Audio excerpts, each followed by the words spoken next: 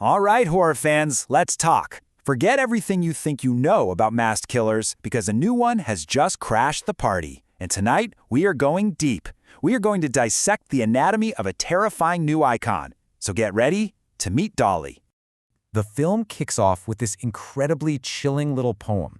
It just immediately sets this dark, twisted fairy tale tone, you know? It's the kind of thing that sends a shiver down your spine right before you realize something is very, very wrong. A perfect, ominous way to begin. And just like that, bam, we're thrown right into it. No slow burn here. The very first thing we see is this woman, Dolly, kind of acting like a little kid, right next to a headless body. The whole room is just buzzing with flies. It's so disturbing. And it forces you to ask right away, are we actually watching the birth of a brand new horror legend? Okay, so let's meet our would-be victims, Macy and Chase. They think they're just going on a nice little hiking trip. But the movie makes it crystal clear from the get-go that they aren't just walking into some random woods. Oh no, they're walking straight into the blood-soaked history of the entire horror genre. And listen, the filmmakers are not being subtle about it, and that's what makes it so fun. As Macy and Chase are driving, they pass these road signs. It's a total wink and a nod to any horror fan watching. The movie is basically screaming at you, hey, you're on our turf now. This isn't just influenced by the classics, it's a pilgrimage to them. And boy, does the film deliver on that promise of brutality. When Chase hears a weird sound and goes to check it out, he meets Dolly, and her strength is just unreal. In this shockingly fast and violent attack, she shatters his leg and then uses a shovel to literally rip his entire lower jaw clean off. Right then and there, the movie establishes a crucial point. Dolly is an absolute unstoppable force. So after that insane display, Macy gets captured. And this is where the movie just pulls the rug right out from under you. We leave the whole killer in the woods thing behind, and we descend into this deeply unsettling psychological game. We're trapped right there with Macy, inside Dolly's twisted, terrifying dollhouse. So, what's Dolly's deal? What does she actually want? Well, it's not just about the killing. Her core obsession, her entire motivation, is to find a living doll. She wants a daughter she can control, someone she can force to play a part in this horrifying fantasy, a fantasy that's really just a way for her to act out her own deep, dark trauma. But here's what's so messed up. Her madness, it has rules. It has a sick, twisted logic to it. She punishes Macy for any sign of rebellion, doing things like force-feeding her spoiled milk. But then she'll completely switch gears and reward her for playing along, tenderly cleaning the very wounds she just inflicted. It's this perfect, horrifying cycle of abuse and care that's designed to just completely break a person. Just when you think all hope is lost for Macy, a voice starts talking to her from behind a wall. He tells her he's a prisoner too, and that the only way to survive is to just play Dolly's game. He says there's a key hidden in the basement, a key that leads Macy to a discovery that is just pure nightmare fuel. It's lodged inside the severed neck of another woman, one of Dolly's previous daughters. You see, that key doesn't just unlock a door. It unlocks the entire horrifying secret that's sitting right at the very heart of Dolly's rage. And here it is, the gut punch, the twist, the man in the wall, the one Macy thought was a fellow victim she needed to save. He's Dolly's father, and he's not a prisoner. He's the monster who created the monster. He's the one who taught her everything she knows about being cruel.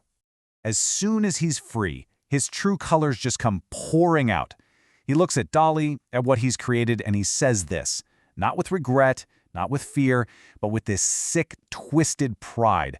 And with that one line, like the others, he casually confirms that there's been a whole lot of killing going on here for a very long time.